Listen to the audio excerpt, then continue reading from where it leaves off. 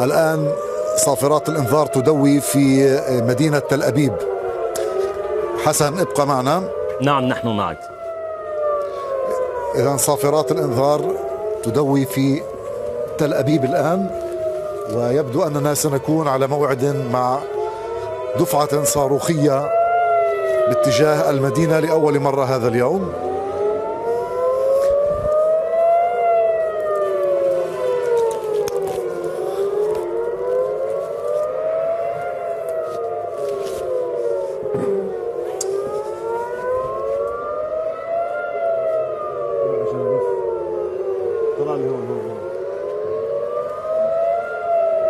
إذن هذه أصوات صافرات الإنذار في مدينة تل أبيب الآن،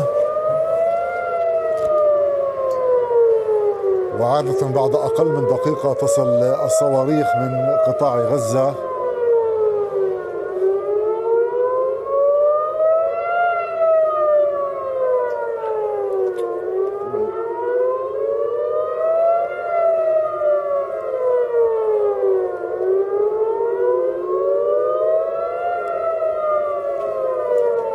إذن صافرات إنذار بلا توقف.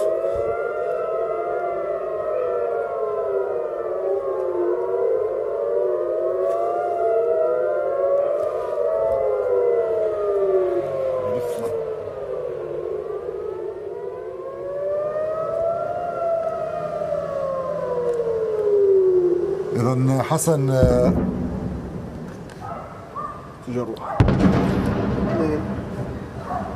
تستمع إلى هذه الانفجارات القوية في مدينة تل أبيب.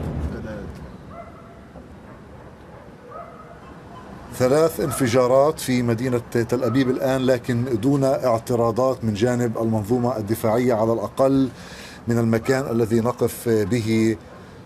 حسن، لم تكن هنالك اعتراضات صاروخية، وهنالك على الأقل 3 انفجارات عنيفة دوت في مدينة تل أبيب، وكان بالإمكان الاستماع إليها، وقد هزت بالفعل أركان المدينة بأكملها. هذه هي المرة الأولى التي تدوي فيها صافرات الإنذار اليوم حسن في المدينة، واستمعنا بالفعل إلى هذه الدفعة الصاروخية التي طالت مناطق عدة، وما زلنا نسمع صدى الصواريخ الذي يأتي ربما من مناطق تقع إلى الشمال من مدينة تل أبيب. واضح بأن الاستهدافات كانت لمناطق واسعة جدا في مدينة تل أبيب ذاتها، وكذلك في مناطق مختلفة.